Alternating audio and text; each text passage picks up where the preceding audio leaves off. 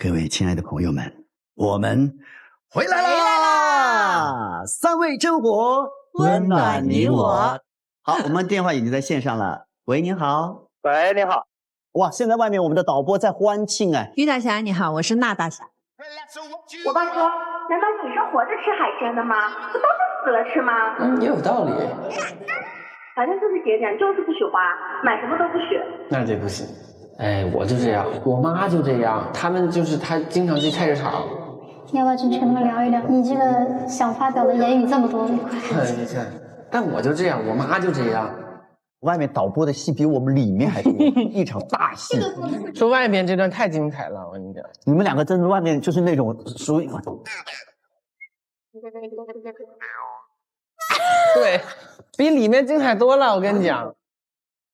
第一次发觉外面导播跟我交流，他看着我，让我这样的。我想起啊，每次我跟朴菊对视的时候，我都这样的。人家要的是交流，不是肯定。你就别说你了，我在跟着讲的时候，突然看到千玺对着我，然后回头看到又是小菊在，千玺看到了，你知道吗？小菊在外面跟我做的所有的手势，我都不知道是在线上，是在线上还没在线上。小菊永远都是拿着那个地方。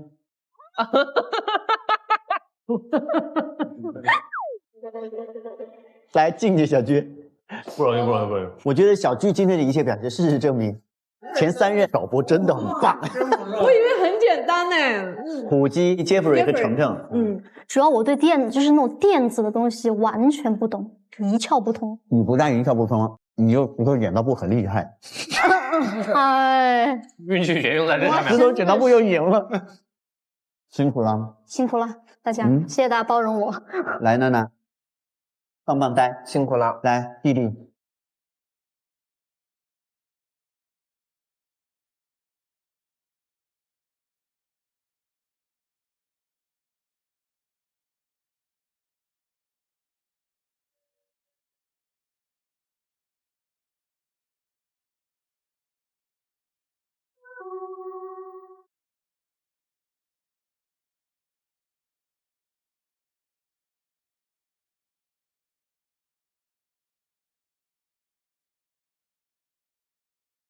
朋友，请听好，京东一下没烦恼。本节目由边听边逛买到爽的京东独家冠名播出，满口松脆，好吃听得见。本节目由脆的召唤独角兽的可爱多冰淇淋赞助播出。有问题百度一下，权威搜索快速解答。本节目由搜索就用8亿人都在用的百度 APP 赞助播出。找工作上58同城，工作找得快，立马赚到钱。本节目由58同城赞助播出。脖子不舒服，用 SKG 颈椎按摩仪。本节目由众多明星正在用的 SKG 颈椎按摩仪赞助播出。加入芒果 TV 会员，每周3中午12点抢先看正片，每周5中午12点尊享 Plus 版。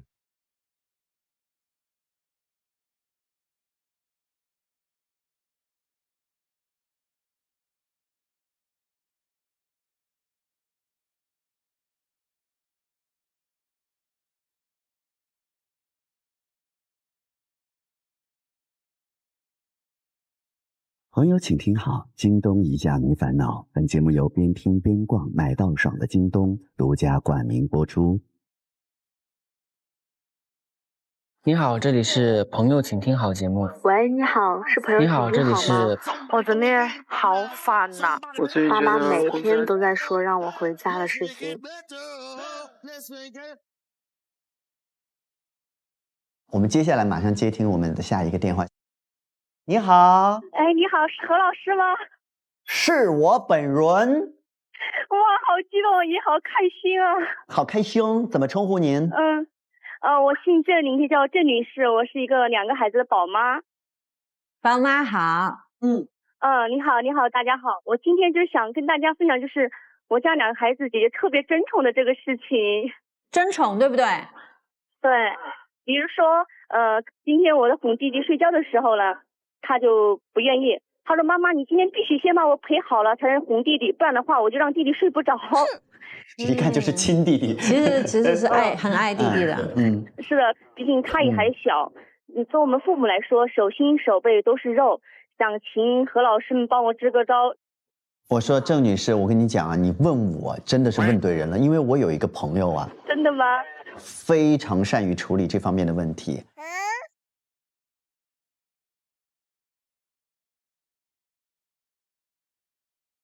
来，娜娜，因为娜娜家也是2个宝宝。你好，我是那个娜姐啊。哎呀，你好，我也是2个孩子的妈妈。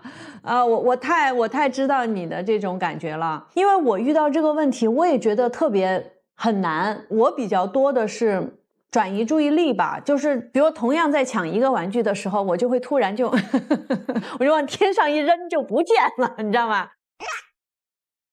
然后我就把它藏在2个都不玩，藏在后面，然后就开始变魔术，因为我很喜欢那个演出嘛，家里也是我的舞台。然后我就说哇，这里有没有啊？那边有没有啊？就让他们去找，找的时候也是一个是也在运动，然后他们也觉得是游戏。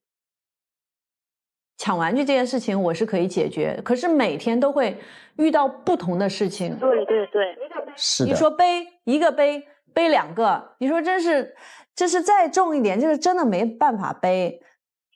是的，是的。你是姐姐大一点还是姐姐小一点？姐姐呢？姐姐大一点，姐姐大一点，今天当然大一点。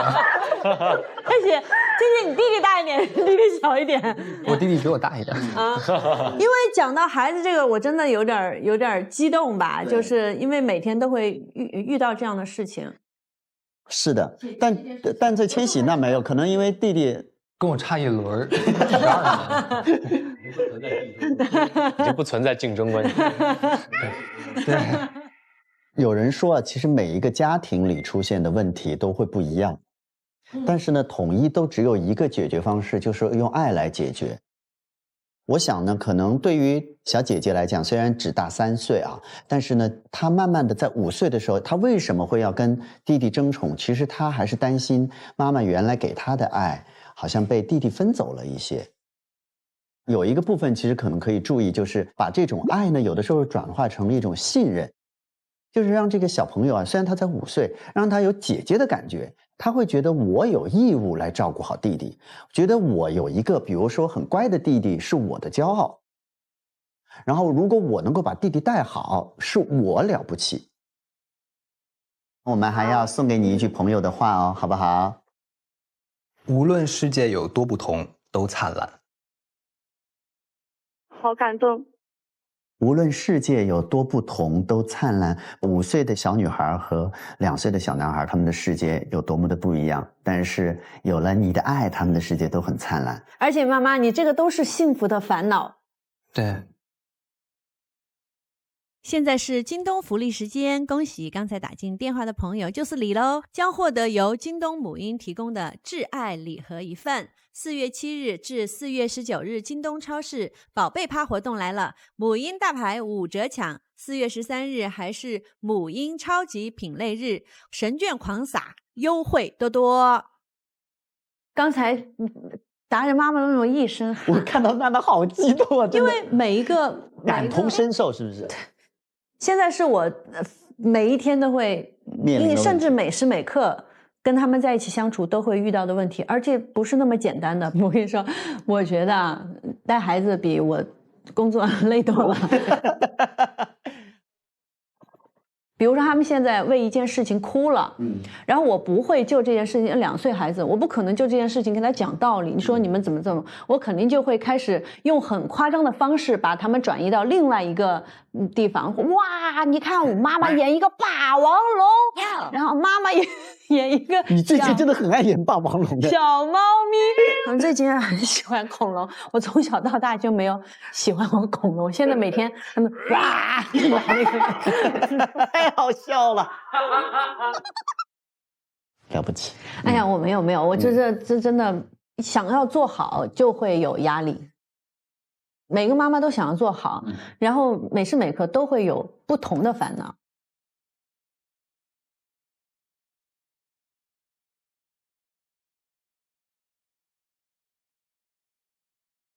哎，哇！你好，这里是朋友请听好节目。对，我是小龙，我是今天的代班导播。现在直播间里面他们正在跟上一个朋友聊天，所以你需要等一会儿。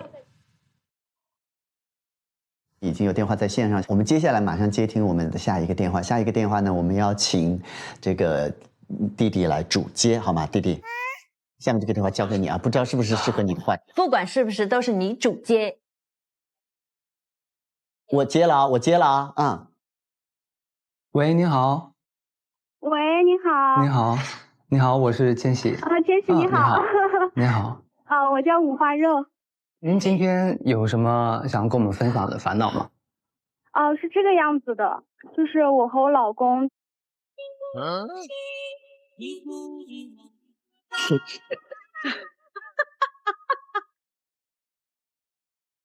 我和我老公当初结婚的时候是在老家的房子里面嘛，然后这几年我们两个人都在省会这边工作，然后在这边一直都是租房子的。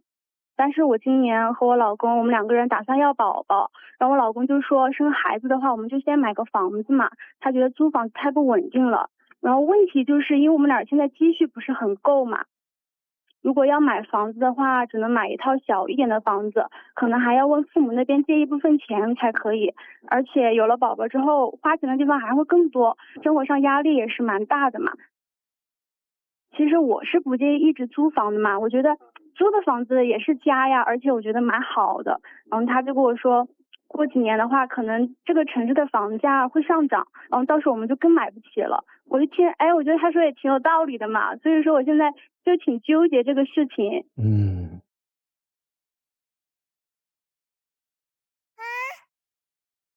我觉得，因为我们家从小一直就是租的房子，因为有家人陪伴，还是觉得对于我一个孩子当时来讲是有家庭的幸福感的。但可能对于你老公你们来说，可能他会觉得，特别是男人有的时候就会觉得没有给一个家一个稳固的感觉，是吧？安定感。对，我需要承担起这个家里的这个居住的感觉。千玺刚刚说的特别对，家其实重要的不是说这个房子，而是两个人在一起就是家，然后有了孩子就更是家。中国有句古话叫"安居才能乐业"嘛，尤其是在男性的可能角度上来说，我一定是要买房子的。但是如果在真正的核算了经济的一个清单之后，发现还是租房子会更好，我觉得需要适当的可能调整一下这个观点，因为租房还是比较稳定的。对，我听过 Papi 跟我分享他的观点，他就是租房，但是他的幸福感来自哪里？就是说我从合租变成单租。我从租1居变成我可以租2居，最后我可以租3居，就是我的幸福感来自于我越来越有能力去让自己住到更好的环境，慢慢的可以选择我更想要去住的地段。虽然是租房，但是我的幸福感在不断的提升的。这比我一开始就透支我自己去买一个房子，永远定在那儿，可能对他来说，这个反而是让他更大的安全感。所以你也把这种观点可以跟老公讨论一下，看最后两个人找到一个合理的方式。何老师知道我现在也是住的租的房子呢，我们一家人都住在租的房子的。没事的，只要你们俩心往一处想，在哪儿都是家，对不对？好的，我们再好好商量一下。送你一句朋友的话，好不好？好的。来，千玺弟弟来翻页。太阳不出来也是在那儿的。太阳不出来也是在那儿的。房子是买的还是租的？家都是在那儿的。好吗？何老师，我也送你一句话吧。好的，好。你今天穿的深蓝色牛仔衣挺好看的。哇！你的电台是可视的吗？为什么？好吓人！怎么？你是怎么看到的呀？五花肉。这是个秘密。他不会在桥那头吧？你等小龙进来了再问他吧。小龙，不知道。他都知道他在外面啊。龙龙。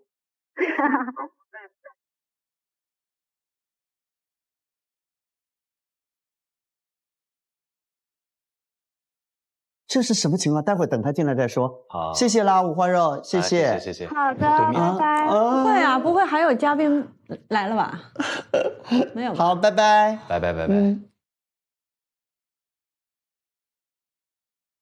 那我想问一下龙龙，刚才那个叫五花肉的女生，她说何老师你穿的蓝色衣服很好看，然后你问一下龙龙，我也惊了。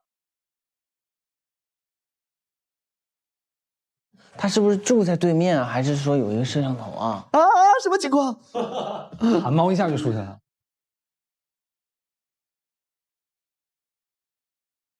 不知道，等节目播的时候吧，我可能。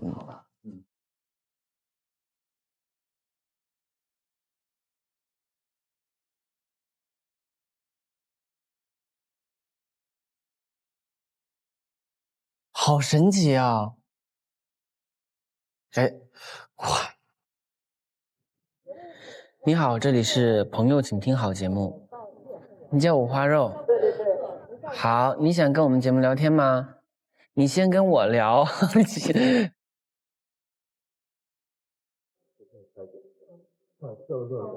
对，你想跟谁互动呢？何老师，这样。那我告诉你，因为所有人都只听到他们的声音，等会儿啊，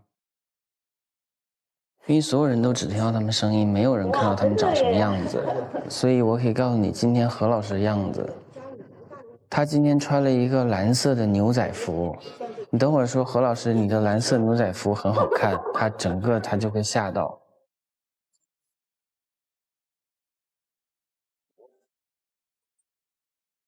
再一次感谢所有节目的朋友们，然后呢，也特别感谢今天我们的3位主播，很高兴可以继续陪伴大家。同时，我们约定下一次直播我们不见不散。再见，再见。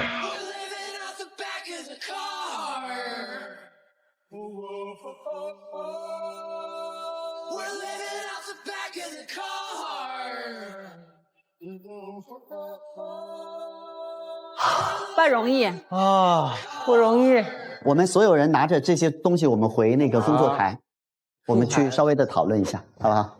哇，来，我觉得今天成绩应该还可以，是吗？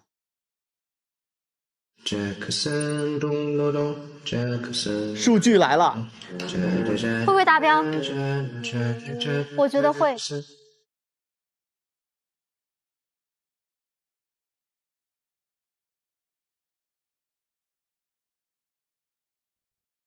杰克森，咚咚咚，杰克森，咚咚咚咚。哇！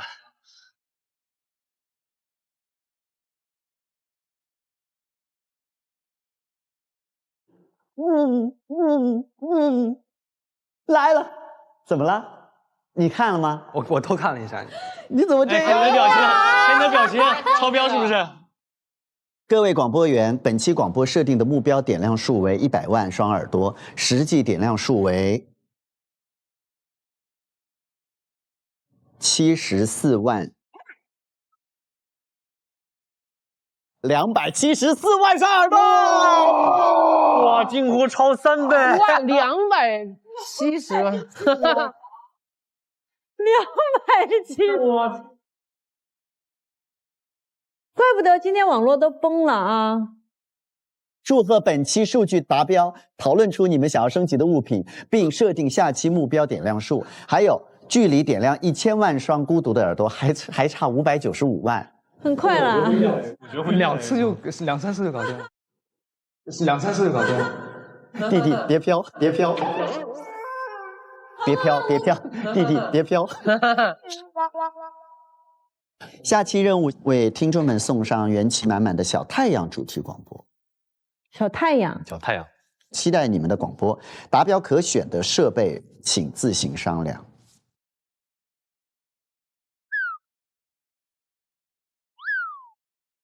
那我们要点什么呢？我们要点什么呢？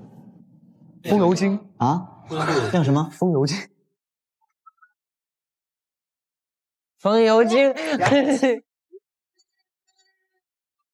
274万只要风油精，你这孩子。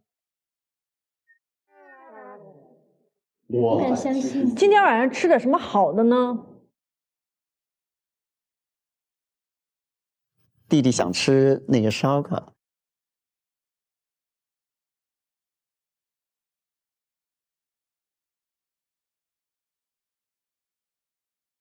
我觉得我们今天啊，从听众的角度来讲，可能节奏上会慢，因为今天我们确实是就是开始等电话等了一阵时间，拖了一点时间。我觉得聊天没有上一次聊得好。为什么觉得没上次聊得好？就是大家的联动性。今天我觉得比较倾向于在回答问题。有点太就事论事了，是吗？对。说实话，今天现实向的比较多，但因为他太极致了，那个真的没办法劝，所以对我们来说，我们其实都有点不知道咋弄了，对吧？这个2个孩子争宠，我就这个问题，我都还在前2天都还在问那个一个育儿专家，因为我觉得这是对我来说是难题，所以到我说话我是很慌的。对，我觉得你们对自己要求太高了，我自己觉得听得我就是简单轻重，你知道吗？我觉得很好。对呀，我真的小居是我的那个安全感，我什么时候看到他都那种。是真的，因为就是听到我脑壳里了，你知道。娜姐被孩子霸王龙那段，我在外头笑完了。真的假的？我现在每天你知道吗？你知道吗？我是这样，我是这样的。我先是霸王龙，哇，然后妈妈来一个万龙，万龙，妈妈来一个窃蛋龙，窃蛋龙，真的好累，每天在家里。而且重点是一个完全对于龙并没有兴趣的一个人，我必须要去了解那什么龙。我觉得这个真的很好啊。他们好幸福，拥有一个这么有表现力的妈妈，所以他们一直不知道真实的世界是什么样的，因为妈妈凭一己之力打造了一个虚幻的世界。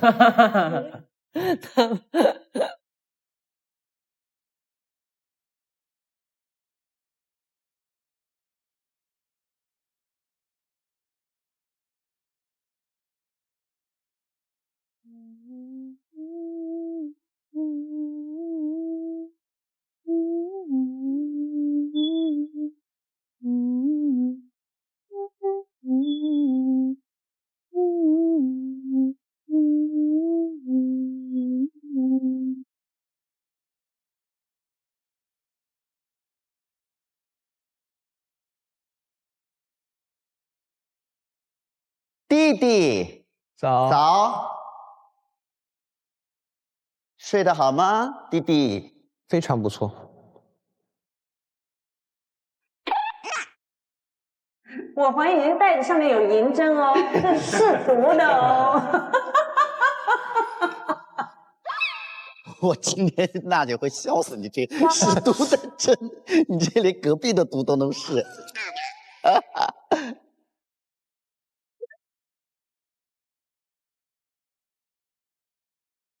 听着欢快的脚步声，是不是娜娜来了？是的，是的。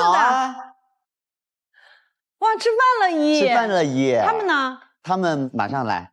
哎，看弟弟这试毒的针已经发展到了这样的，越来越过分了，越来越过分了，弟弟。已经用钢圈试毒了，弟弟现在已经。睡得好吗？好。有多好呀？多好！哎，真的没有人能回答这样的问题啊。你做梦了吗？你做梦了吗？做梦，我特别爱做梦。什么梦啊？一般都是。你会梦到你飞起来吗？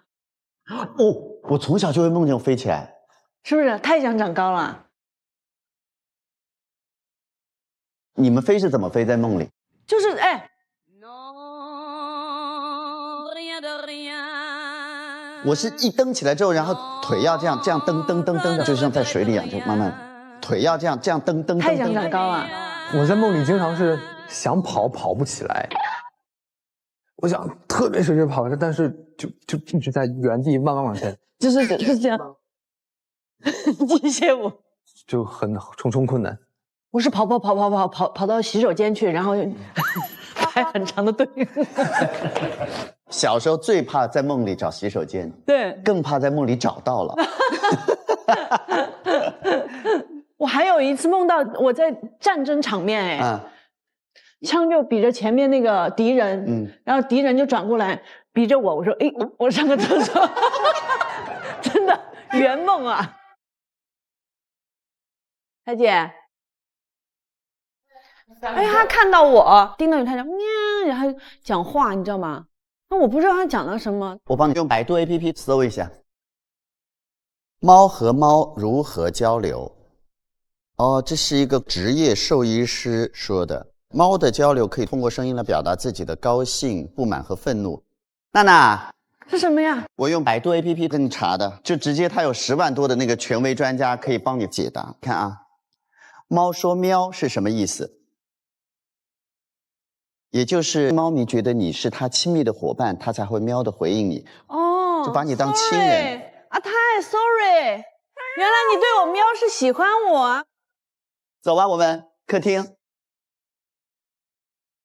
我有个想法，我们能不能要一个就是后台的专业的导播？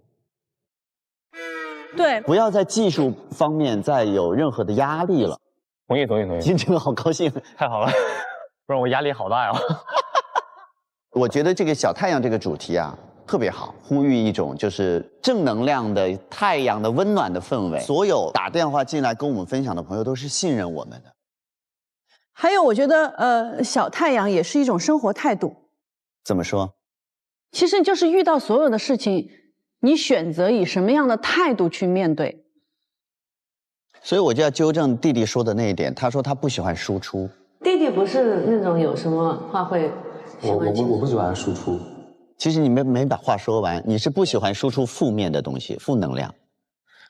正能量可没少输出，对吧？对。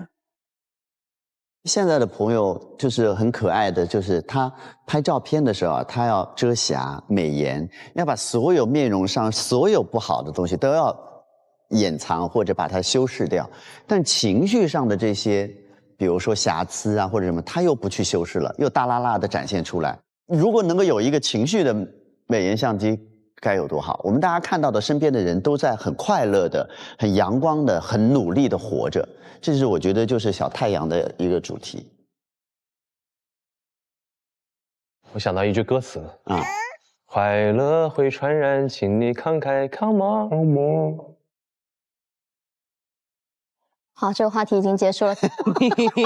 没想到是以一首歌结束的一次，有不同的结束的方式。不是，我刚想说，我又想到一句歌词儿。陈奕迅有首歌，你给我听好，想哭就要笑。他说想哭就要笑，他说其实你知道，烦恼会解决烦恼。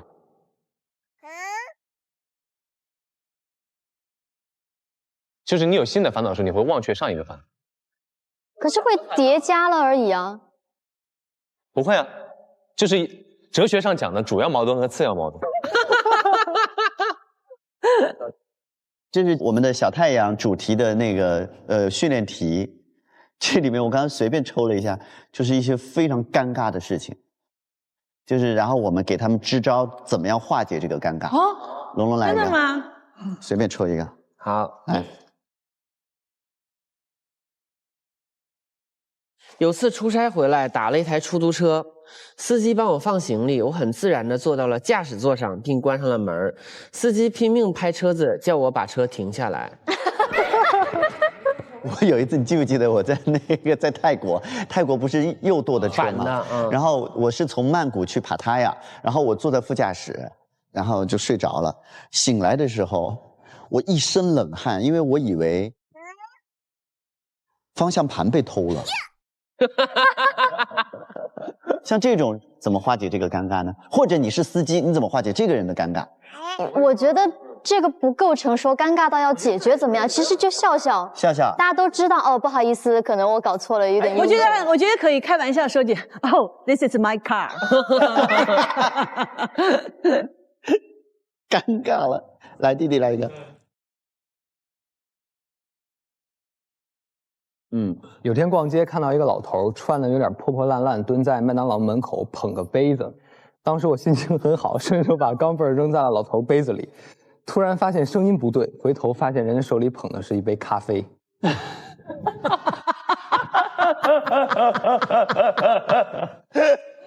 你怎么化解这个人的尴尬？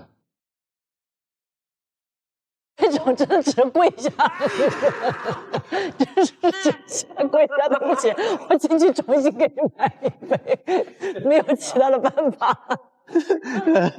哎，笑死了，这个真的好尴尬。怎么这么好笑？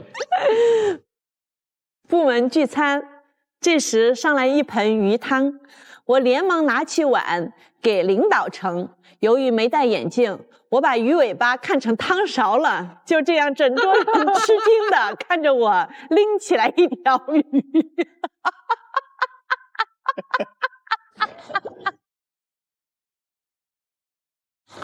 我知道，滑板放下，我就想看他新鲜不新鲜。重点是，我觉得拿起来不尴尬，尴尬是在放回。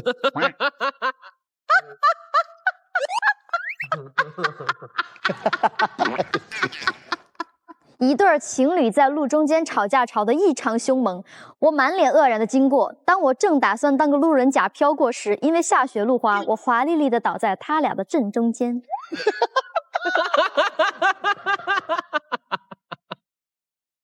滑在他俩中间，然后说这个角度看吵架可能比较好。我的差不多，我的差不多。我来吃个仰视的瓜。我吃个仰视的瓜。你这有好玩的吗？跟同学一起吃粉，结果被粉呛到了。然后他突然想到，他妈妈说在饭桌上咳嗽不礼貌，然后他忍住不咳，谁知道最后忍不住，鼻涕和米粉从鼻子里喷到了同学脸上。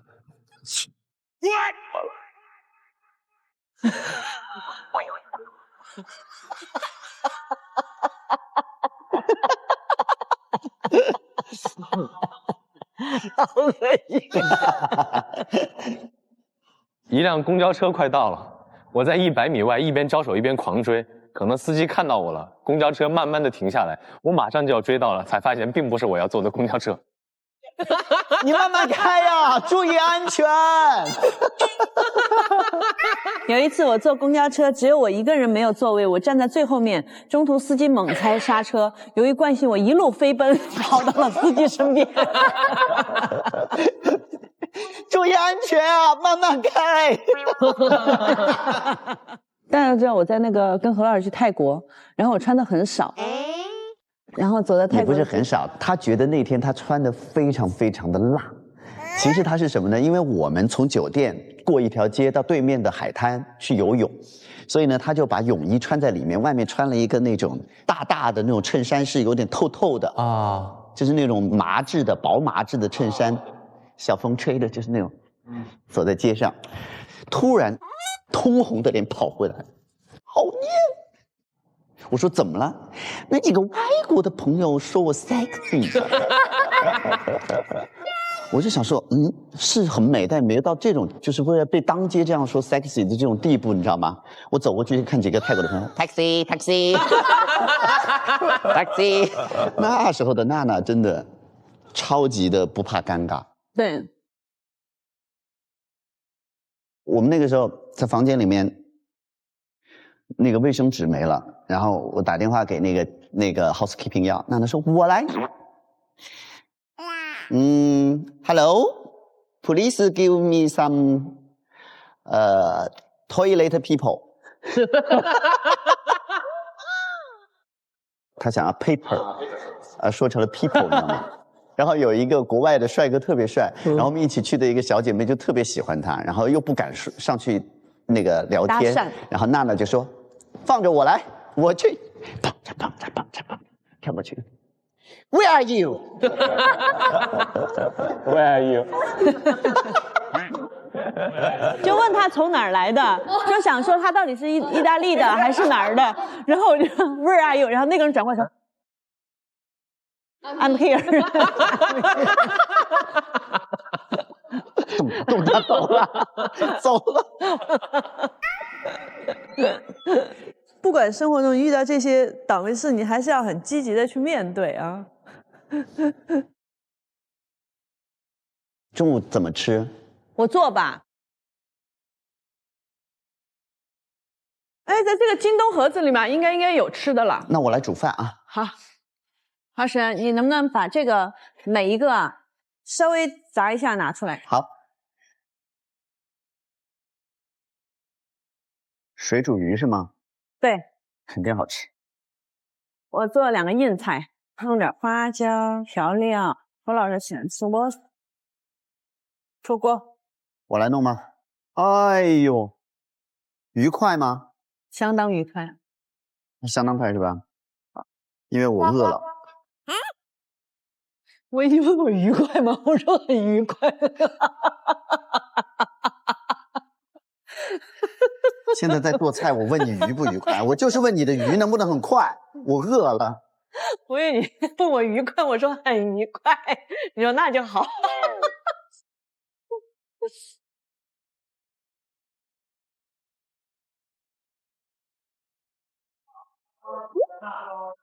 盯它。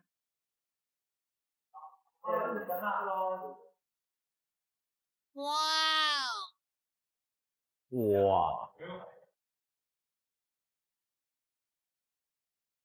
出锅了，好，水煮鱼来了！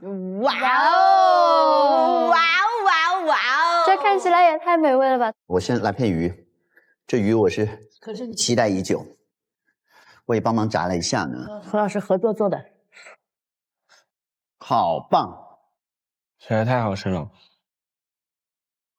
哇 ，real，Oh my god！乳酸菌的，你喝这个啊 ，real 清爽。弟弟，你觉不觉得这2道菜相当于满汉全席？相当于啊，相当于的。那姐姐这2道菜和我的方便面火锅只能选一个。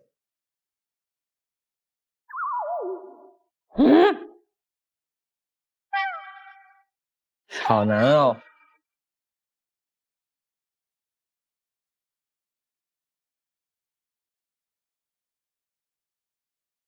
小孩子才做选择。哎呀，我2个都要。哇哦！哇，我们被选择了呢！我们被选择了呢Me, I was the last one to arrive. You opened the door and caught my eye. It didn't take long for us to sneak away. We were singing the words to all 55. 唉， Enough to just get by. 那如果已经吃好的就可以去休息了。那我下楼了，拜拜拜。弟弟要准备吃到天荒地老。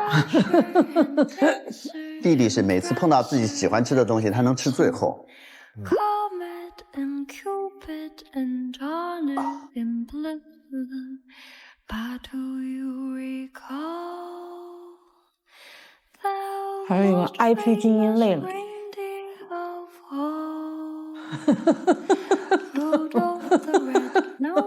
刚炸了一批大鱼，耗尽了所有的力，耗尽了所有的精力。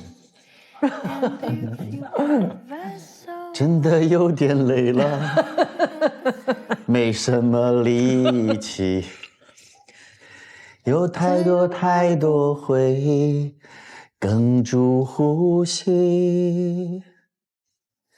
想你的心我无处投递，如果可以飞檐走壁找到你，爱的是心很究竟，只要你将我抱紧。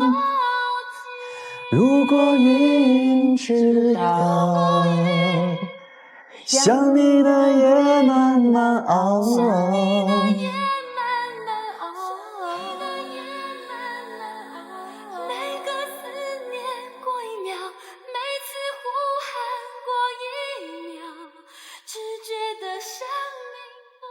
果你想让我放你，请你给我一个嘛。如果你想让我放你，请你给我一个嘛。好，谢谢了。嗨，谢谢。辛苦您，谢谢，谢谢啊，是不是来挑一下信了？好，好开心啊！今天又是这么多信，来，大家看一看信，来都行，好，谢谢。读信时间。为什么我一拆信就是这种感情话题？是什么呢？你最擅长的部分来了。不，何老师、娜姐、千玺，你们好，我想和你们分享一下关于自己的一些故事。我的女朋友最近呢一直翻我微博，之前有时候会和前女友互相点赞一下，然后她就翻到了我前女友的微博，以至于她每天都会去我前女友的微博看一圈。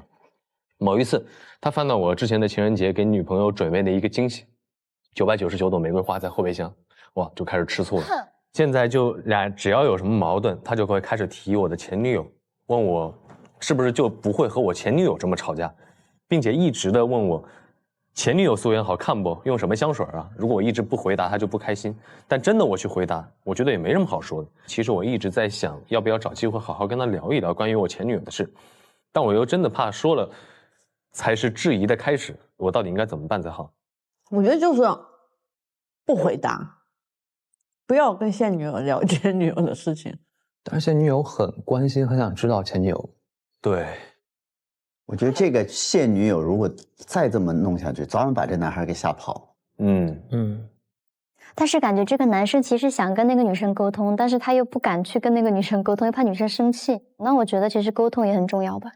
是沟通是很重要，但是问题是，如果比如说一直去翻，然后一直去比较，然后一直去就是都过去了。对你现在不是人家男生没有走出来，是你要把他往回忆里面拽啊。对，你又介意，你还把他往回忆里面拽，我觉得是这个女孩不聪明。那会不会是男生没有太明显的就表过态或什么？女孩这么一直追着这么问，她可能是想要说男生到底。新城有新思路，情感大师来了。情感大师。因为女孩一般来说在谈恋爱过程中可能会相对于比较敏感一些，她有时候会揪着不放。跟这个男孩提到他的前女友的时候，他也在纠缠这个话题。这样娜姐还是，我觉得那个方法在任何时候都管用。转移注意力，避开去谈这件事情，去聊前女友。哎，我听着还一个，那就聊聊初恋。就对，陷入漩涡了。一次两次我转移注意力或者聊别的可以，但如果这个一直贼着问是吗？一直爱问这个东西，我觉得得表个态，就是说你这样不好。我在这里想跟前女友说一句：放不下过去，你就永远无法往前走；放不下过去，你就永远无法往前走。你是跟你的现女友？不是，这个男生的现女友。我以为你在跟你的前女友和现女友没啊？为什么一直觉得哪里有一个舞台？一直对着那边。我吓死，我以为他现女友在那个玻璃后面。没有啊，聋了突然，我对这个现女友说一句：为什么不跟我们讲话？这里有5个活人，你都不讲，你一定要对着镜头讲吗？因为我觉得这样他比那现女友比较能听得进去。对，觉得汪总是在跟我说话啊。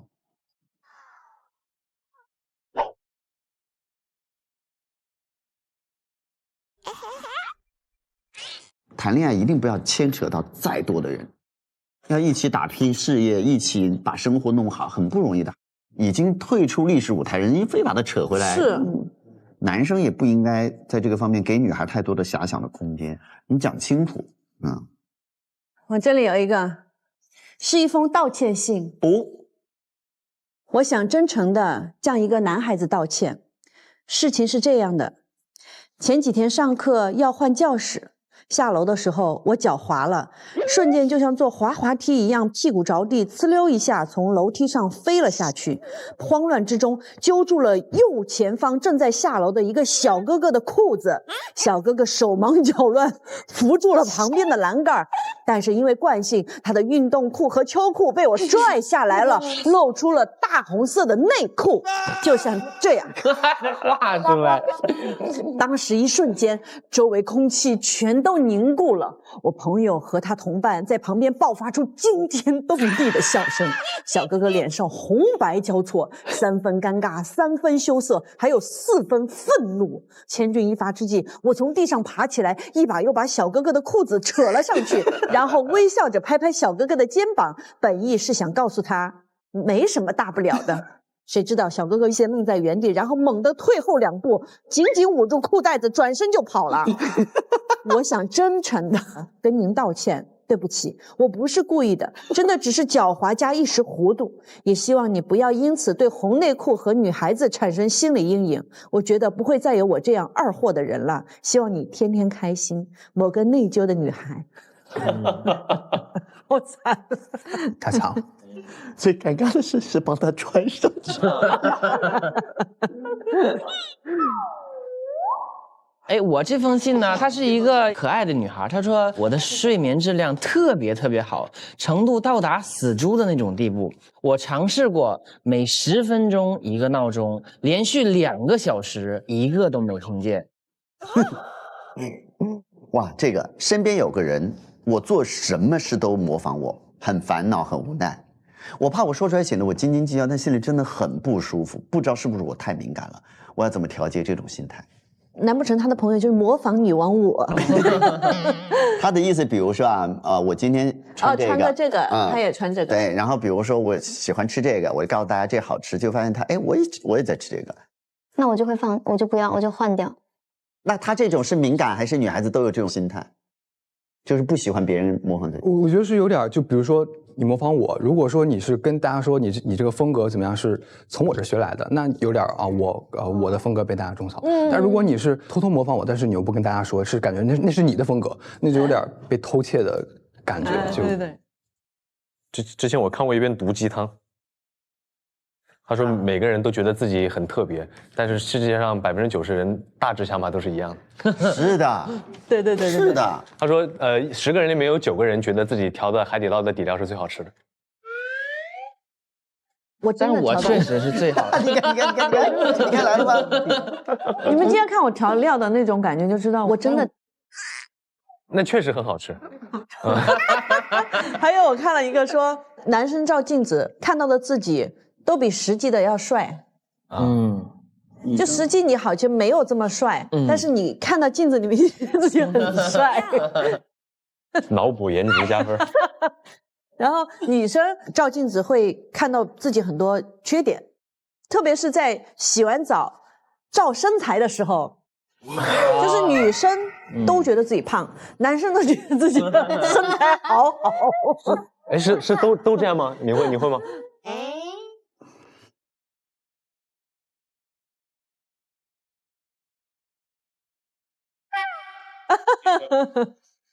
反正你也会吗？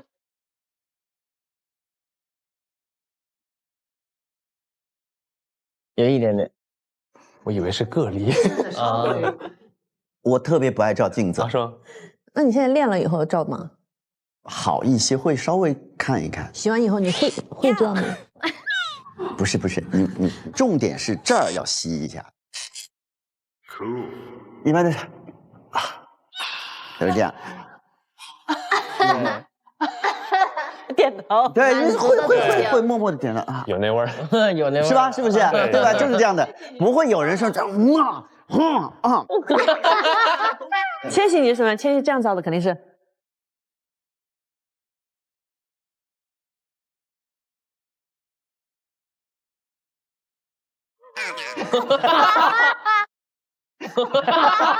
一染妆是吗？洗完澡，千玺你怎么照的？也是像何老师这样。你来一个吗？就会，假如说我这么站着是这样，但是我把肩这么。对，他还会摸吗？还会这样摁吗？弄完有充血，有手感。对，会这样摁是吧？会有手感。哇，学习感觉有点喘不上气来。在老师上课的时候，我都能听懂，一下课我就忘了。背东西也是，早上明明还会，下午就忘了。我记性这么不好，该怎么办呢？多吃核桃。这样很好哎。可以把不开心的事情忘掉。那如果演员记台词怎么办？哦，说到台词，千玺，你那个长安十二时辰你怎么背的啊？那个台词，我的妈呀！我是很久以前有一位表演老师教过一个，就一大段又是名词又是各种解释那种，在你面前的空间里面分段，比如说这前2句我在这儿，好，这说完了，我把它扔掉，就开始想这儿，就分段。你在用这种方式吗？就把那个话分成段落，就脑子里面有清楚的结构了，顺下来是一条线。记忆一定有方法的，不要天生觉得自己记性差，是你没有找对适合你的方法。我这有一个好。我是一名22岁大学生，我想和大家讨论一个问题：为什么现在年轻人都崇尚丧文化？比如那天我室友第2次考驾照失败了。我就鼓励了他一句，说世上无难事，只要肯攀登，下次加油。可是室友却说，我觉得世上无难事，只要肯放弃，放弃吧。他想知道怎么样能不被同化成丧人，同化成丧。是我觉得唯一的一点就是不能随波逐流。你可以去发表你的言论，但是不要老是试图用你的言论去改变别人，你也不要老是很容易被别人言论改变。你自己看准的事情你就去做。对，什么世上无难事，只要肯放弃。我说你要是抱着这样心愿的人，你就不要双标，那别人也可以对你这样。你去看病的时候，医生是不是也可以对你的病世上无难事，只要肯放弃，对不对？总是有人会要坚守在自己该做的事情上，把你的生活支撑起来，你才能够有心情去调侃。而这些人你不能看不起。有的时候在这样的环境里面，我相信我看到的也不只是都是阳光的一面，也会有很多让我觉得很沮丧的一面。但是你要从内心告诉自己，你要积极的去面对所有的东西。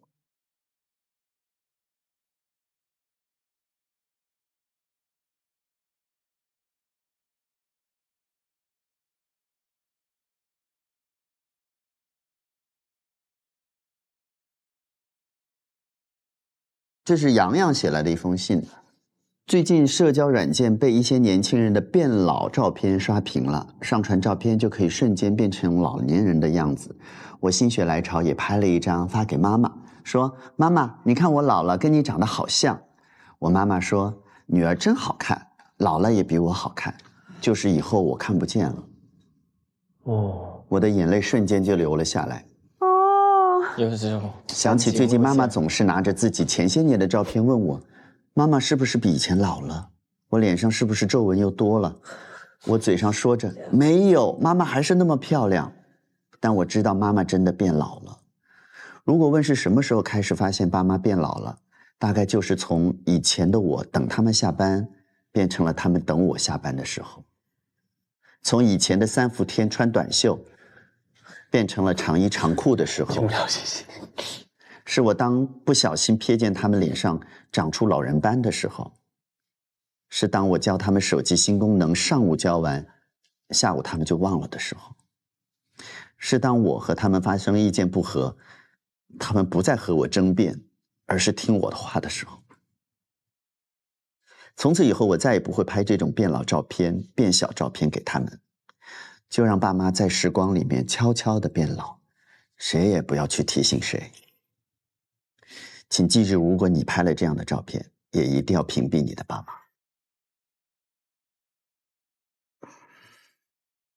哎呦，那句话也太戳人了！哎呀，我女儿老了也很好看，可惜你老了我看不到。这个真的好难过。这个，哎呦，这太难受。我想到我之前我拍戏的时候，我演一个我脑袋上受伤的那个戏，就是套一个网，后面还插一根管。然后我本来是想给他看一看我的造型，我就拍了一个那个照片。我爸吓得呀，直接给我助理打电话，说新成怎么了？怎么就受伤了？他就说我看到之后，我当时他说他心都快骤停了，我就觉得哎呦天哪，千万不要给爸妈发这些，我们觉得好玩，但是对这些照片。千玺有遇到这种难题吗？你跟家里面，比如说看到你的工作啊，觉得有危险的地方，或者觉得你累的时候，他会跟你说，哎，你希望你不要这样。经常，或者是看到有什么新闻，他也会打电话。会经常说提醒我身体状况这方面，然后老让我工作人员买这个买那个，给我补一补这个那个的。然后我曾经对我的亲戚，然后我爸妈都关过，就觉得我的朋友圈不想让我爸妈看，然后我爸妈可能有时候会问的比较过度之类的。然后后来有一天我不记得是什么事情，然后就突然想到，就说。为什么要关？就是说觉得爸爸妈妈也没有说，我就突然想到说，也没有多少年可以一直看你朋友圈，然后跟你聊什么的。我就说不行，想沟通想聊什么就还是得那什么，然后后来就才开的。就是我们现在一周能够见到一次父母很不容易了，对不对？但是就是这么一个频率，你去算，也没有多少次了。时间很宝贵的。我记得袁咏仪说的，她说我想穿越到我孩子长大了的时候，我看那个时候会是什么样子。然后说完就哭了。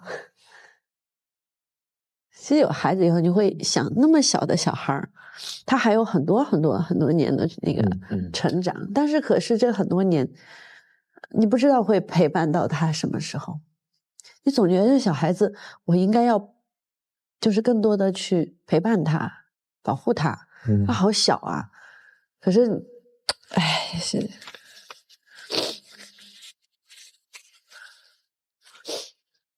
其实爸妈是慢慢变了。有时候突然有一件事情，就哎，他好像不是小伙子。这是无解的题。那个时候，从我爸妈住的地方到我住的地方，就是有一趟公交车。我不在长沙的时候，我妈妈就是会坐公交车到我家去，帮我收拾房间，帮我打扫。我就跟妈妈说：“我说不用，我也不放心你跑来跑去。”我妈妈就非常非常坚持，她说。对我来说，这是最好的锻炼，我很享受这件事情，你不要剥夺我的这样一次享受。跟妈妈讲了好长时间，她就是坚持做这件事情。直到有一次，我妈妈就跟我说，她说仔，我不能去帮你打扫卫生了。我当时还有一点高兴，我说妈妈怎么突然想通了？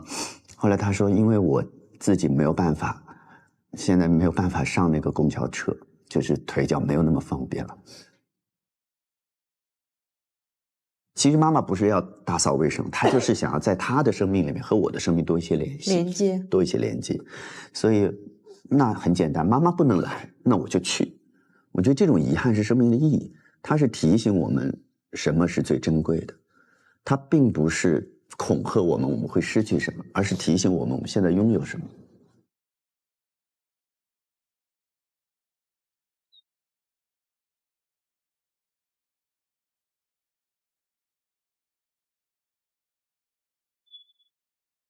好，我刚才还想了一个，我们是不是可以每个人讲一件小事，就是现在甚至都没有跟你有联系的人，曾经给你的一点温暖。对，这就是我们一开始肯定要讲的，是吧？我觉得这个特别好，可以大家想一想这个，好不好？每个人都说一个。玩的什么吗？可以玩那个桌游，德国心脏病。对啊。朋友，请听好，京东一下没烦恼。本节目由边听边逛买到爽的京东独家冠名播出，满口松脆，好吃听得见。本节目由脆的召唤独角兽的可爱多冰淇淋赞助播出。有问题百度一下，权威搜索快速解答。本节目由搜索就用8亿人都在用的百度 APP 赞助播出。找工作上58同城，工作找得快，立马赚到钱。本节目由58同城赞助播出。脖子不舒服，用 SKG 颈椎按按摩仪。本节目由众多明星正在用的 SKG 颈椎按摩仪赞助播出。本节目由听着就美好、财富生活全知晓的招商银行 APP 赞助播出。Real 微醺，一个人的小酒。本节目由 Real 微醺赞助播出。本节目由麦富迪犬猫粮赞助播出。有猫有狗就有麦富迪。好羊奶选蓝河。本节目由新西兰原罐出品的蓝河羊奶粉赞助播出。每周二中午12点，朋友请吃好；每周六中午12点，喵喵请听好；每周日中午12点，朋友请直播。更多完整内容尽在会员版。下载8亿用户都在用的网易云音乐，畅听节目独家音频。德国心脏病。嗨，你玩这个吗？玩，一起吗？我不太会，教你，没有一个人会，我们也不会。我要参加。来，娜娜你在哪？你在这吧。好 ，OK。现在是这样的，就是只要桌面上出现一张水果牌，跟另外一张是一模一样的，你可以摁，然后桌面上所有的牌都归你。然后任意一种水果达到5个也可以拍，也可以拍，但是如果超过了5个就不行。对，超过少都不行。还有一个例外，出现了猪就可以拍，因为猪是所有水果都吃，水果就比最后谁手上。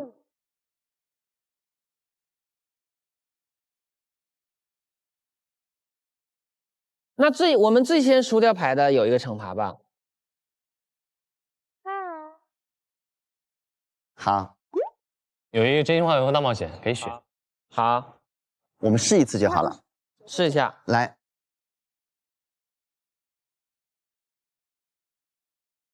好，我你对对。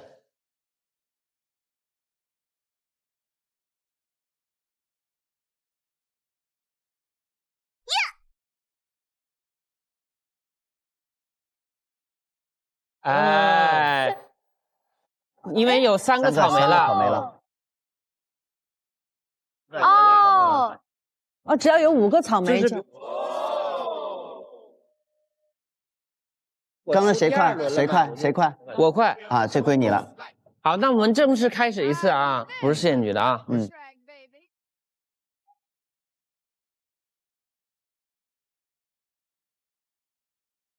来吧，从娜娜先开始。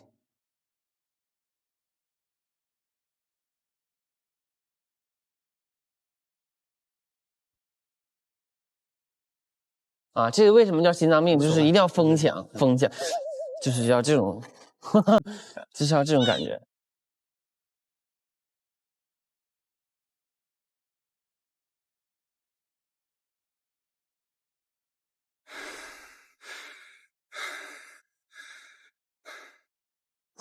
来了啊！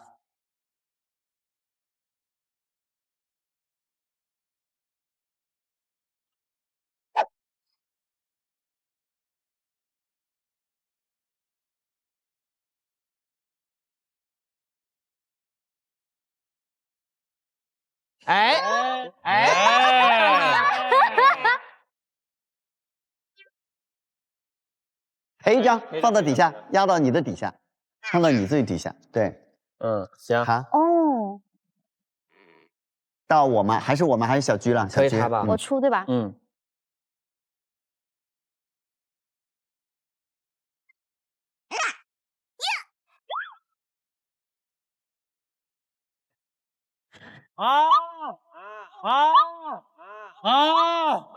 这个就是大胜，这个就是大胜。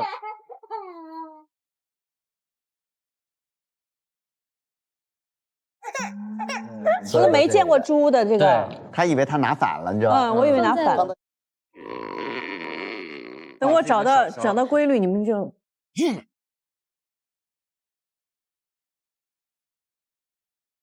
其实就是。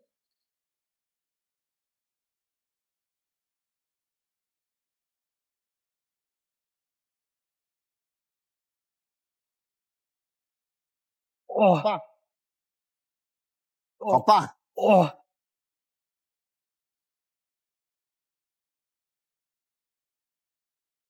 可以，娜姐说啥是啥。娜姐狠劲儿出来了啊，狠劲儿出来了。够了，你会。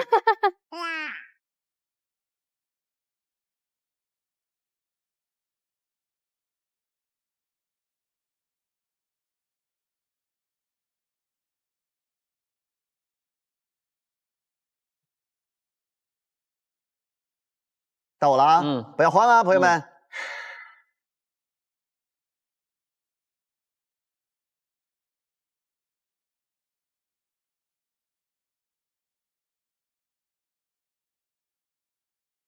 过了。干啥呢？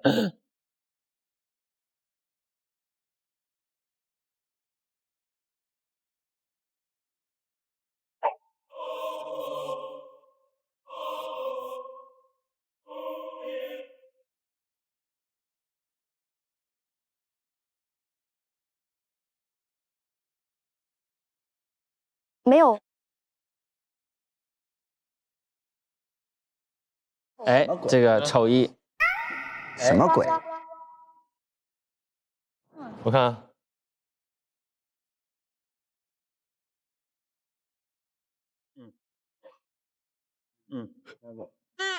啥呀？哦，一样的。只要桌面上出现一张水果牌，跟另外一张是一模一样的，你就可以摁，然后桌面上所有的牌都归你。哦，一样的。是啊，一样的。是啊，一样的。哦，一样的。哦，一样的啊。啊，我忘了都。啊，我好晕。哇，可以。哇，你这一把可以啊，新床。哇！我以为我要输了，结果一下有了转机。现在这3位男士是比较欠缺的啊。我很久没有开张了，朋友们。我会在7点钟时叫停这个游戏。还有几分钟，加油吧！快点，荧光何老师。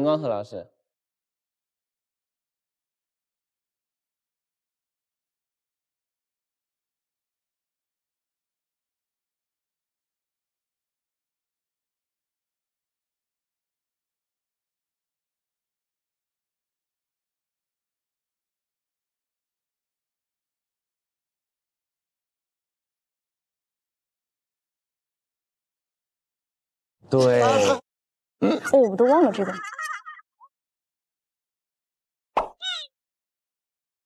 我如果不再赢一把的话，我就要退出游戏了。何老师就不直播了。何老师最后一张了啊，大家小心啊！我就靠我这一张牌翻牌了。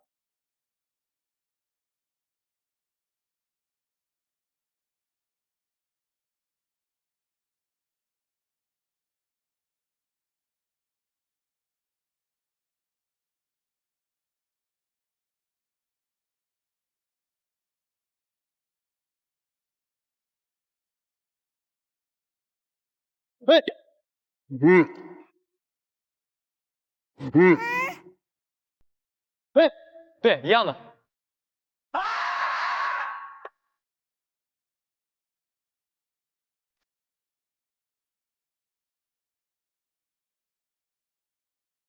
我手都放上去了，他在我前面，他就是在我前面。经纪公司可以解约了，我有点难过了，没有演艺事业了。刚才我刚才用我的成年人的一种理智，我摁住了字，我觉得只是一个 just a game。现在我觉得是有些针对了，是不是？所有的剧播不了了啊！什么冰糖炖雪梨，冰糖炖草莓都播不了，你将为这2颗草莓付出惨痛的代价。好，我抽一个惩罚牌，我们就先玩到这，要准备了啊。好，我抽，张新成帮你抽吧。别，不，我不能这样。真心话自由出题，要张新成可以出道题，我来真心话，好不好？好，刁钻一点。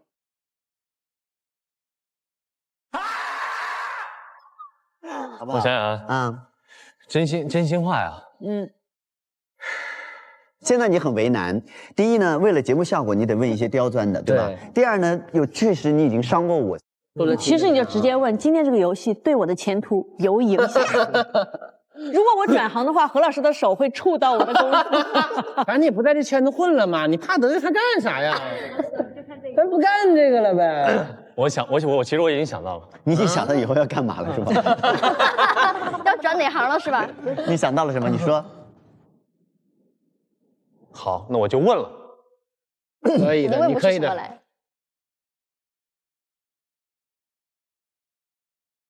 何老师，你植过发吗？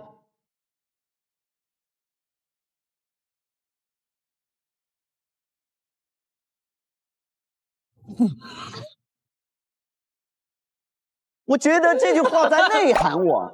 勇敢，勇敢，勇敢。意思说，按何老师这情况是应该秃顶了，但没事。不是，是因为我在想以后我去哪儿能执到这么好的效果。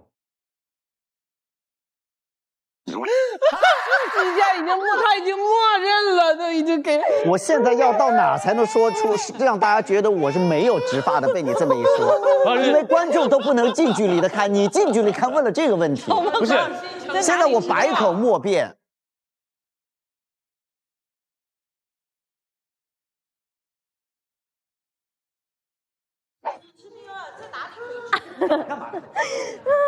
是这样的，新城，你这个问题非常之坏，你知道吗？因为无论从哪个方面，比如说，如果我的头发，比如说真的是直的，我会觉得被你就是冒犯到，有被冒犯到。那现在呢，我不是直的，我是自然的头发，你好像是觉得是在夸奖我的头发很浓密，是不是？有这样。但是呢，你在内涵说，以我的年纪，对，应该秃了，是吗？为什么会还有头发？是不是？我没有往这个方面想，好像你们该给谁打电话呢？我觉得雅琼姐。完了，直接找我们老板，找老板雅琼姐。艺人培训各方面还是要加强一下，好不好？啊，是不是？不是，我觉得艺人培训是可以花时间嘛，但是如果没有培训好，就先不要放出来。哎，这太重要了。好了，朋友们，我们进去是那个片头啦。对不起，何啊，对不起。玩游戏最怕说对不起，你早干嘛去了？对呀。哇，专业技术人员来了，好棒哦！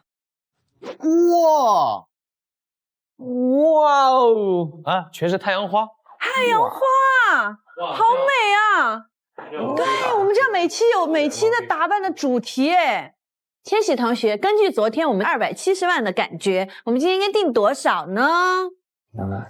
弟弟来。200万，小太阳，你们 OK 吗？好了啊，来，在这个阳光正好的时候，我们和大家一起来聊聊，谁是你生命当中的小太阳？还有之前就是念的有点好笑的那些尴尬事情。哦，对，待会儿要记得拿进来。好，倒计时1分钟。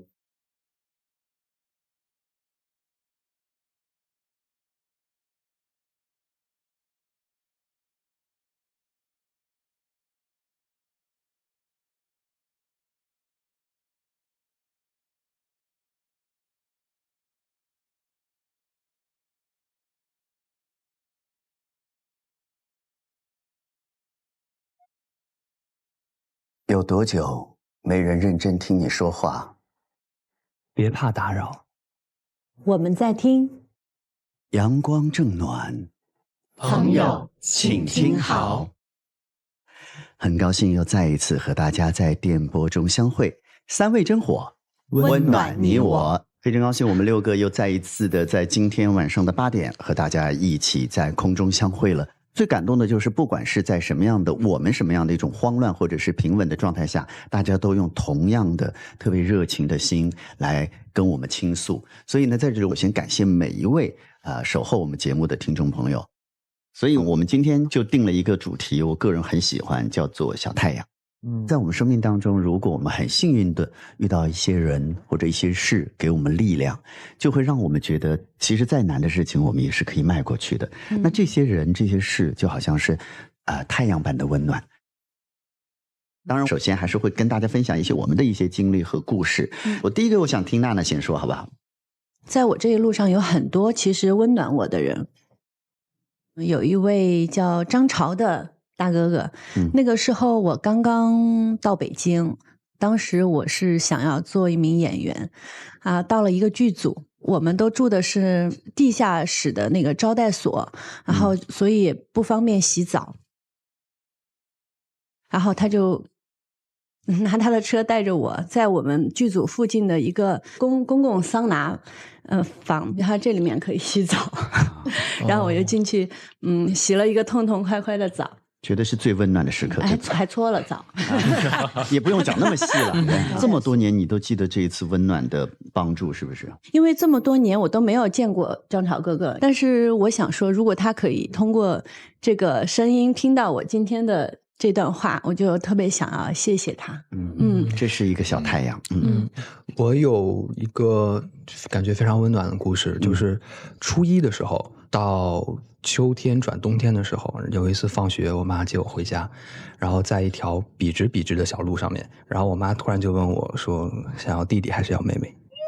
然后因为我一直都特别想要一个弟弟或者妹妹，然后我当时特别兴奋，然后我就问我妈是真的假的，我妈突然就从左边的那个兜里拿出来一张纸，就是医院的检查单，然后递给我。哇！然后当时一下就特别想哭，就一下幸福感爆棚。哇！对，就是当时非常温暖。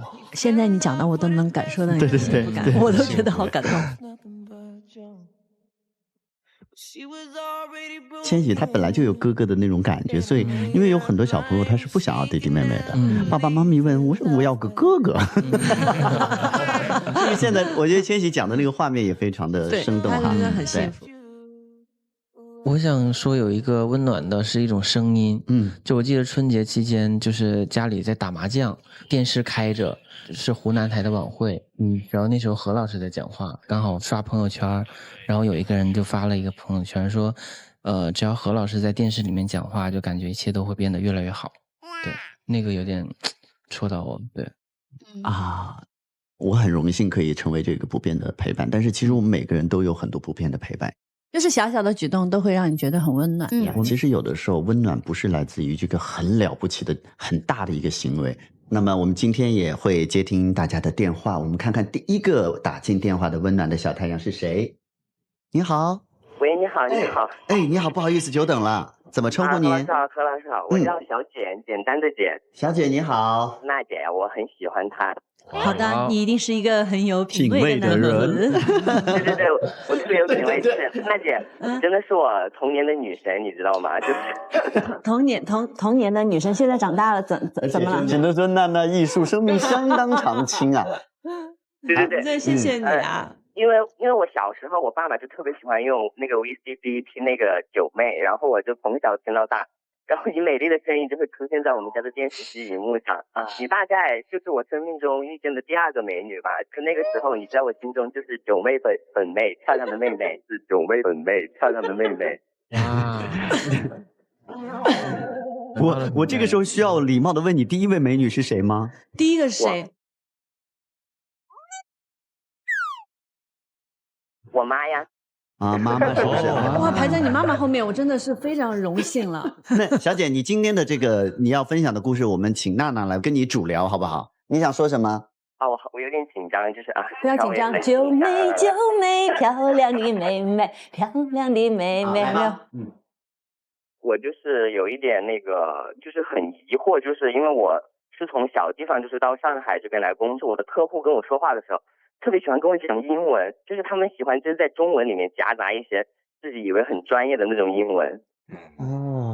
我可以模仿一下。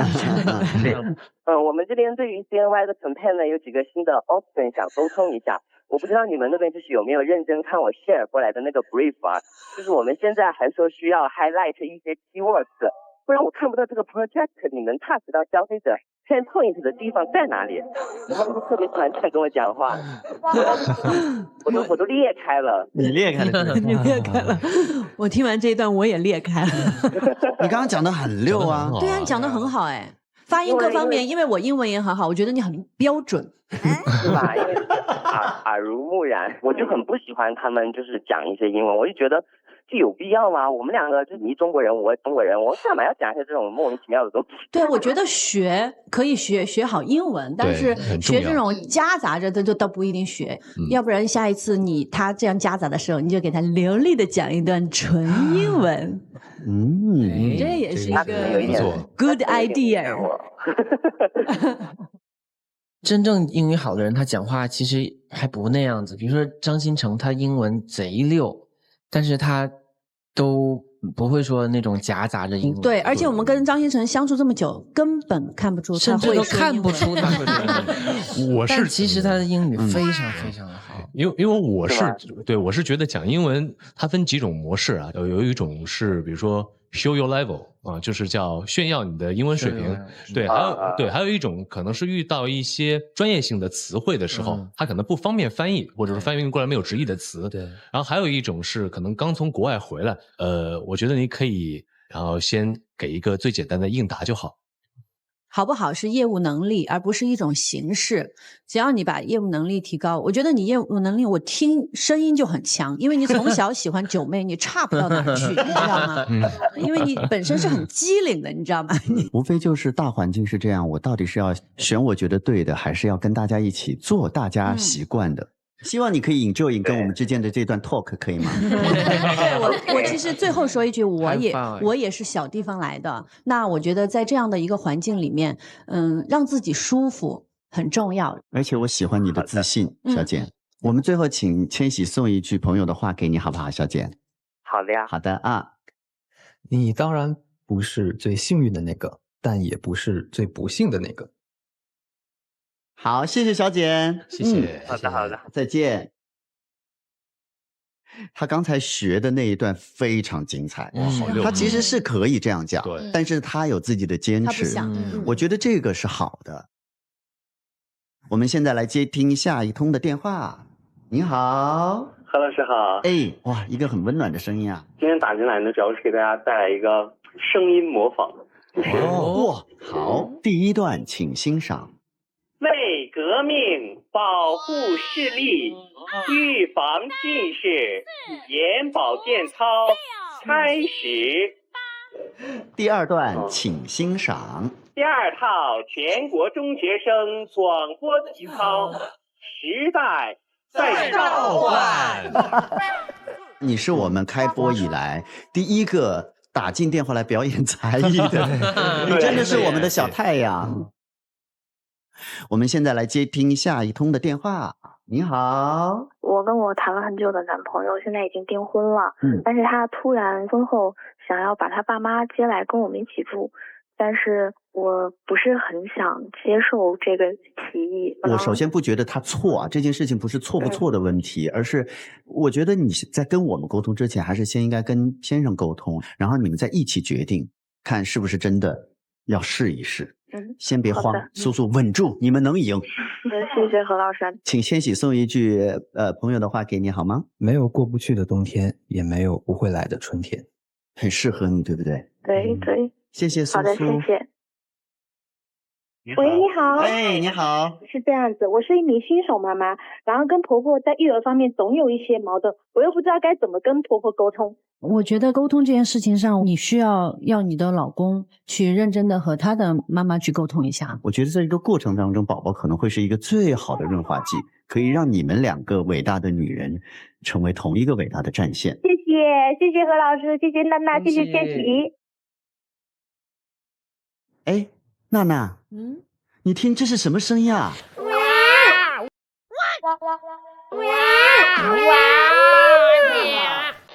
娜娜妈妈，娜娜妈妈，宝宝怎么哭了？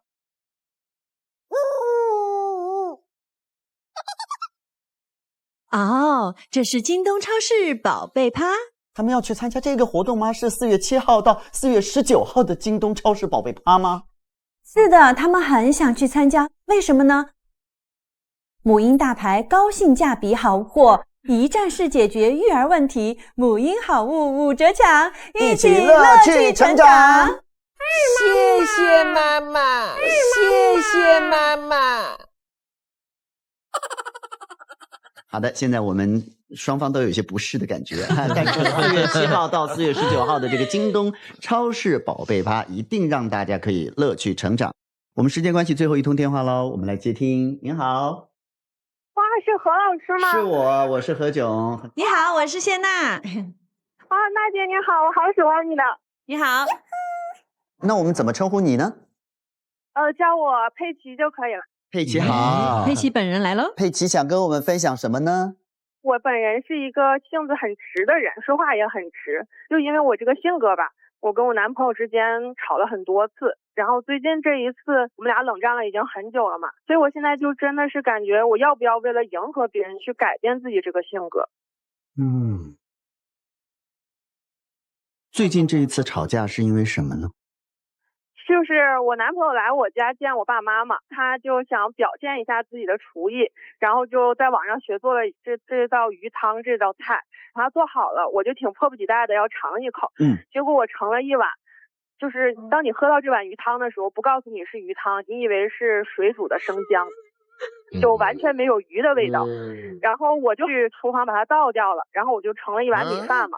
然后接下来这顿饭吃的就挺尴尬的。其实当时我也感觉我可能做的也有点过了。然后我男朋友给我发微信说：“你这什么意思呀？你不但不鼓励我，你还让我在你爸妈面前丢脸，就很不开心嘛。”你有跟他道歉吗？我没有。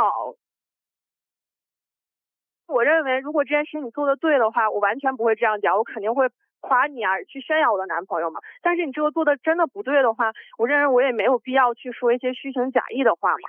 我有的时候就是看到了我就会说出来，可能有的时候不会太去想这个过程。了解了。就是太直了，可能也。其实佩奇不需要去改变自己到，比如说必须说你违心的话，但是我觉得直言直语并不意味着你有权利可以就是伤害你最爱的人。相信呢，你其实自己心里也是有点懊恼的，就觉得自己好像做的有点太冲动了，对吧？我觉得你可以把这个懊恼的情绪先跟男朋友分享，你没有恶意，他毕竟也是个爱你的人嘛，对不对？他是我第一个男朋友嘛，但是也是我真的很在乎，就是很想走下去的人嘛。我看到弹幕说，我猜千玺在发呆，你错了，千玺在思考。他马上就要说话了。我是觉得，可能站在男朋友的角度去想，处朋友或者过日子，就是要互相包容下去。说话耿直其实不是错误的，但是有时候分情况、分场合。对，像在见爸妈的情况的时候，我觉得可以有一些善意的谎言，或者说轻轻的去点破它，可能会让男朋友也好受一些。男朋友好受，我们也好受。我真的很为你开心。你的男朋友会因为这个生气，是因为他真的很在乎你，所以他很多事情才会去很较真儿，或者真的会到他心里面去。所以我真的很为你开心。有的时候可以把意见放在心里的时候，其实是一个很了不起的举动。因为很多时候别人需要的不是你的意见，而是你的一个温暖。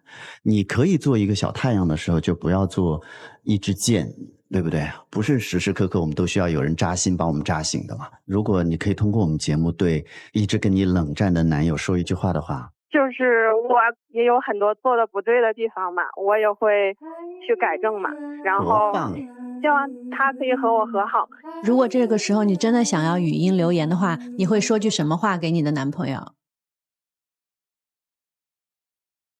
我爱你，我爱你。快，现在你这样好不好？你这样好不好？你现在拿起你的那个电话，现在发一个文字好不好？你发完以后告诉我们，我们等你。我爱你，你在发文字的同时，我请千玺翻译一句朋友的话给你好吗？好。可爱啊，佩奇。深呼吸，你脑海中的第一个念头就是答案。哇哦！发完以后告诉我们。发完了，发了。宝贝，我爱你。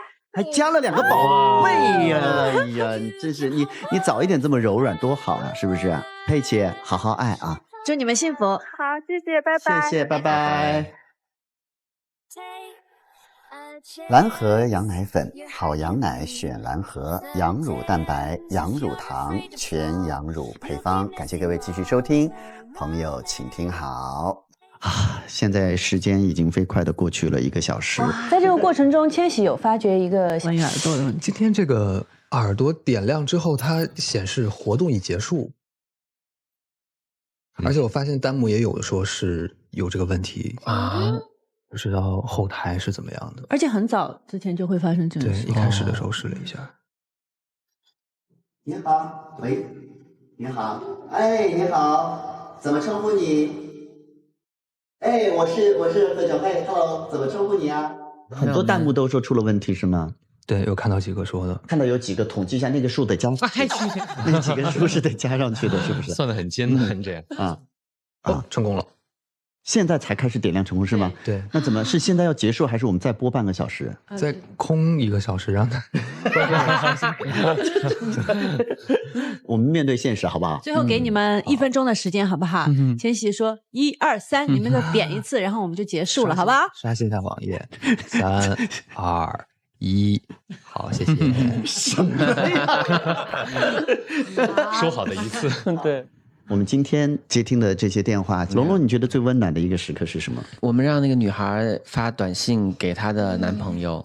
我觉得我们在做一件很有意义的事情。我最温暖的时刻是我们一起欢呼的那个时刻。那种温暖是真的温暖到我。通过这2天啊，我觉得自己好像变得更加感性了。我分享我这一段时间，我觉得最温暖的5个字给大家。一听到就让我觉得心里好像升起了一个小太阳的5个字，就是朋友，请听好。今天就是这样喽，下次直播见。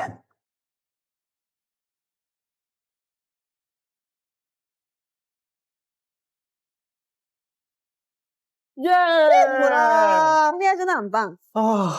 我们拿上所有的东西，还是回我们的那个工作台，好不好？我是个美女。我是个美女，我是个美女。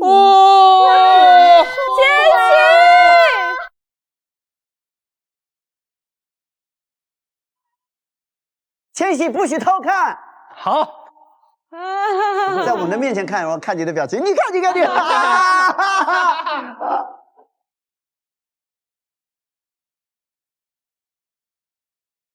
弟弟有什么愿望吗？如果下次达标了，咱们就要个船在法上播。啊，随便死！哇，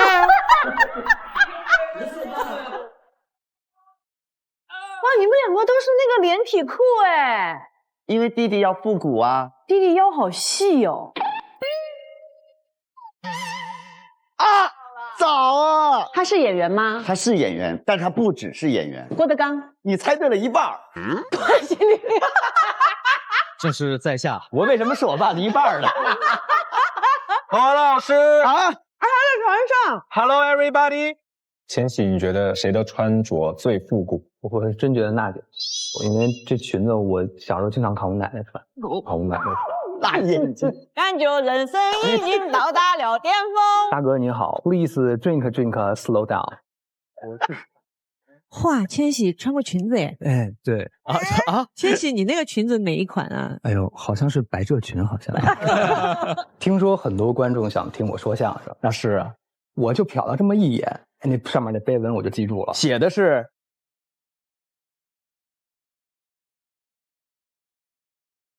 上微博搜索“朋友请听好”话题词，和嘉宾一起为听众答疑解惑。感谢特别合作媒体微博台网、微博综艺首席合作新闻媒体新浪娱乐、新浪新闻客户端战略移动资讯平台网易新闻、网易娱乐、网易号。感谢独家知识短视频合作平台秒懂百科。秒懂百科，世界如此简单。新闻客户端平台界面新闻、凤凰新闻、一点资讯、萨卡尔。特别合作平台 UC 浏览器、陌陌 WiFi 万能钥匙。闪萌有道云笔记电台合作975摩登音乐台106.7石家庄音乐广播。感谢网媒支持：凤凰娱乐、搜狐娱乐、新华网、中国青年网、中新网、北新网、环球网、国际在线、中国网、千龙网、粉丝网、中国娱乐网、360娱乐、猫扑娱乐、红网、华声在线、新浪湖南、大香网、大众网。一路走回家。说车站风好大，说喜欢那个他，说奶奶的手帕藏着给你的糖，说深夜路灯下你影子像小马，说远方好远啊，然而今天也很勇敢啊。